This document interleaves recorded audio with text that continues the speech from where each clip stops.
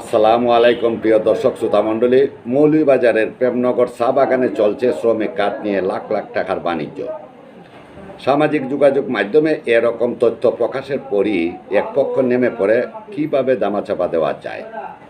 ম্যানেজারের নেতৃত্বে লাখ টাকার বাজেট আর শ্রমিকদের ব্যবহার করে শুরু হয় মানববন্ধন নাটক।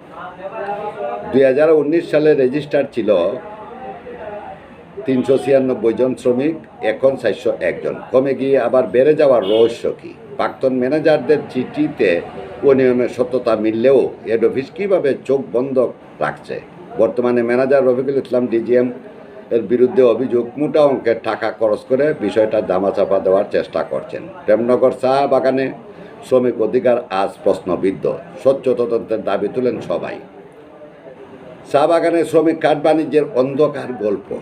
মৌলভীবাজার জেলার ঐতিহ্যবাহী প্রেমনগর চা বাগানের নিবন্ধিত শ্রমিক কাঠ নিয়ে চলছে দীর্ঘদিনের বাণিজ্য। সম্প্রতি এই অনিয়ম সামাজিক যোগাযোগ মাধ্যমে ফাঁস হতেই এক পক্ষের দৌড়ঝাঁপ, তাদের লক্ষ্য সত্যিটা যেন সামনে না আসে। অভিযোগ উঠেছে, বর্তমান ম্যানেজার রফিকুল ইসলাম কয়েক লাখ টাকার বাজেট দিয়ে শ্রমিকদের ব্যবহার করছেন। বাগান বিভক্ত এখন দুই দলে। হেড অফিস থেকে তদন্তের নির্দেশ এলেও অভিযুক্তদের বক্তব্য নিয়েই দায়সারা প্রতিবেদন দাখিল করা হয়েছে।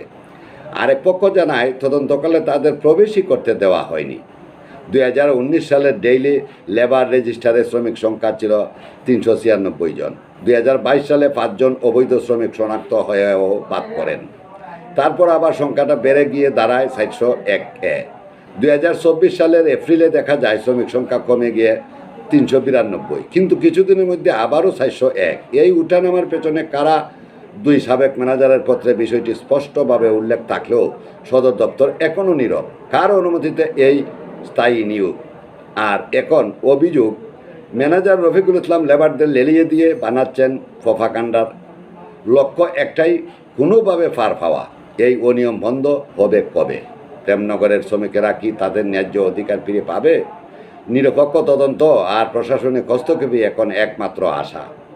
এমন সত্য প্রকাশ পেতে সাবস্ক্রাইব করুন আমাদের চ্যানেল, শেয়ার করুন যাতে সবাই জানতে পারে প্রেমনগরের চা বাগানের প্রকৃত চিত্র। আসসালামু আলাইকুম।